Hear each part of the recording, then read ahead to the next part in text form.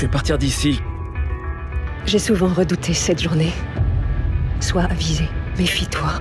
Tout ce qu'il te faudra est déjà en toi.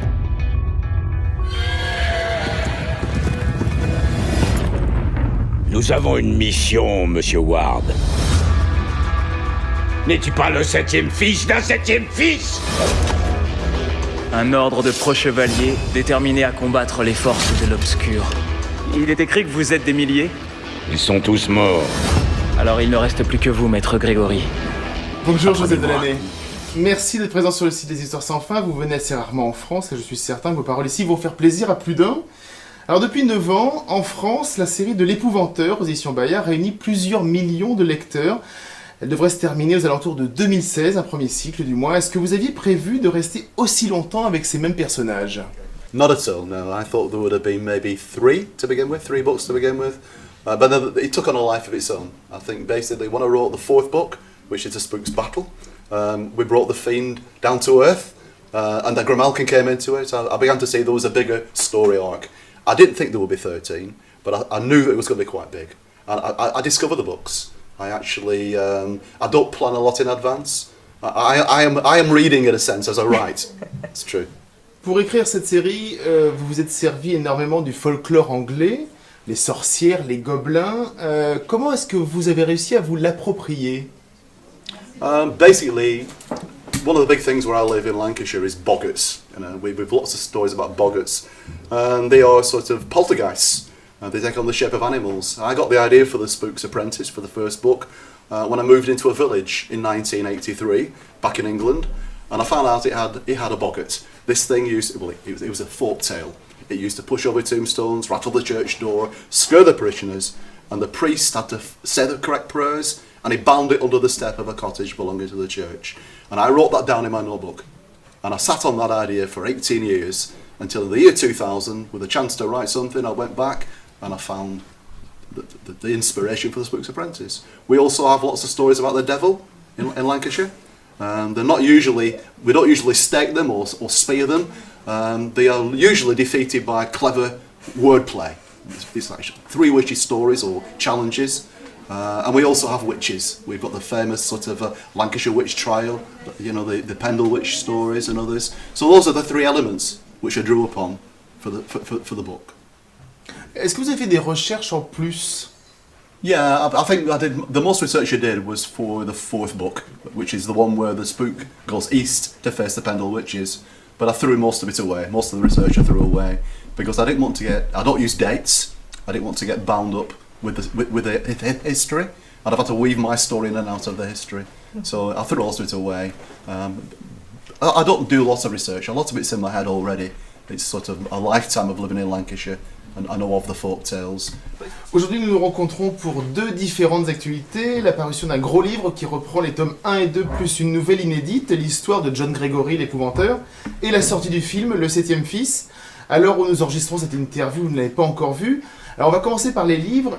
Pourquoi avoir écrit cette nouvelle avant justement, qui est raccrochée aux 2 premiers, pour ce qu'on pourrait appeler une préquelle, ce qu'on appelle au cinéma une préquelle? Not at all, no. Well, I think I see it tomorrow, don't I, for the first time, you know.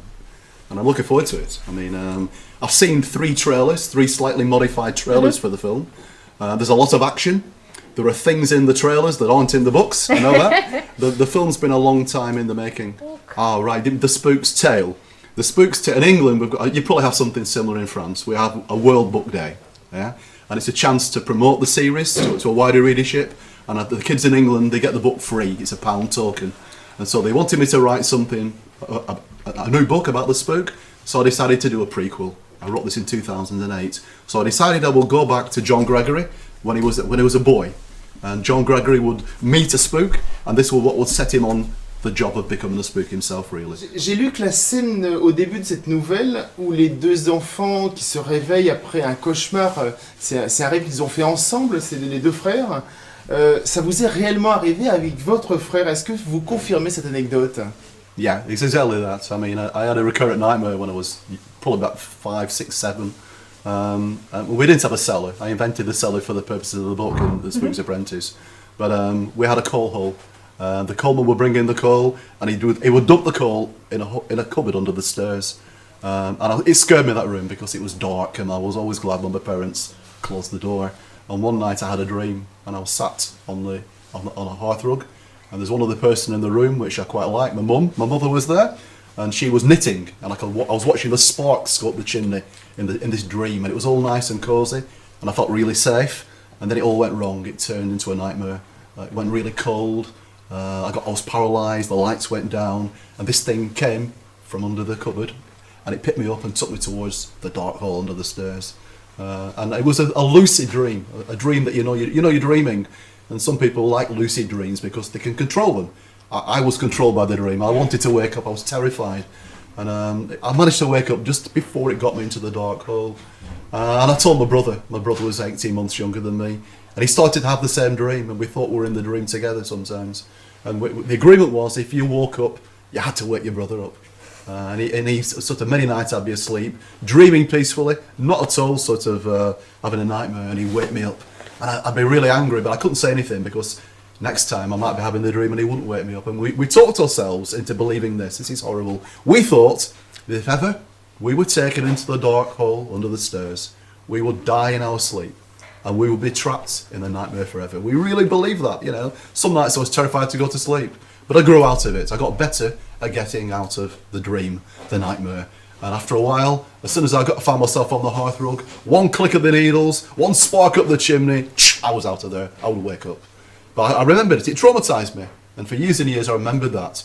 So I thought, I'll put it into the first book. This is a test. This is why Seventh Son is a good title, yeah? Because if you were a seventh son of a seventh son, you've got the ability to actually fight the dark. You know about witches, you've got some immunity. But the spook tests you. You have to be sure you're brave as well.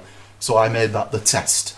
In other words, what's the good of having these abilities if you run the first time you face the dark? So he takes each boy to the haunted house and says, well, lad, at midnight, go down to the cellar and face what's lurking there. That's the test.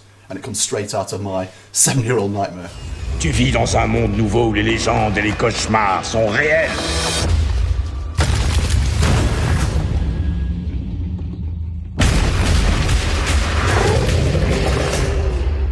Qu'est-ce que c'est que ça?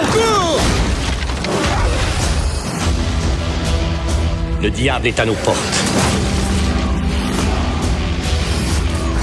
Les signes du mal sont omniprésents. Votre reine est de retour. Offrons au monde un avant-goût de ce qui l'attend.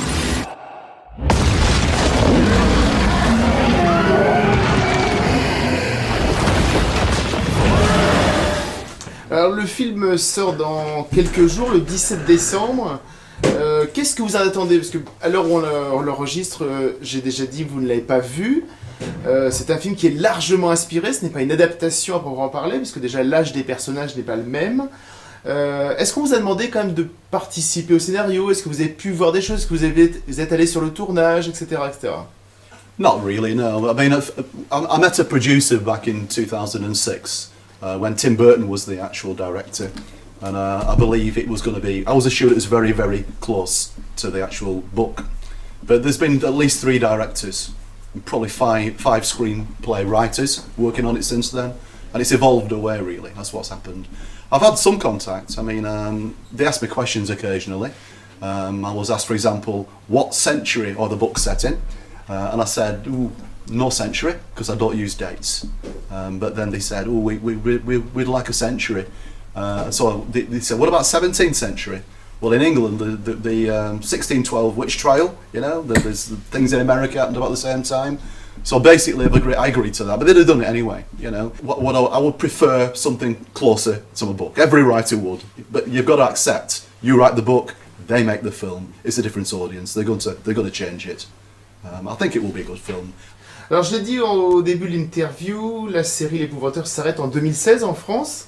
Je crois savoir que vous avez déjà commencé à travailler sur la suivante. Est-ce que vous pouvez nous en parler? The next series is it's A New Darkness.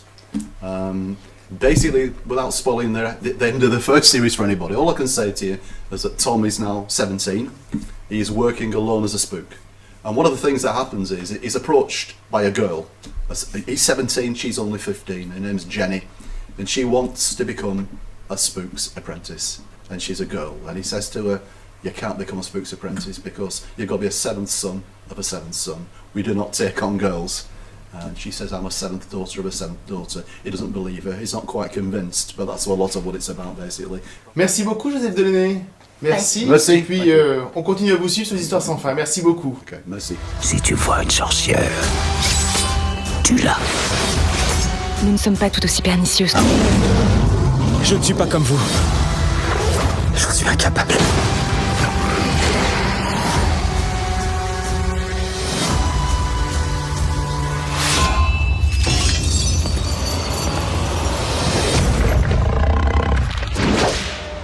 Rejoins-nous.